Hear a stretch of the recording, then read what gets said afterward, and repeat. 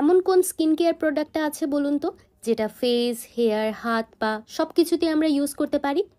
Yes, I am talking about aloe vera gel.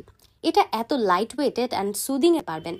First of all, এটা একটা light moisturiser হিসেবে use করতে পারবেন।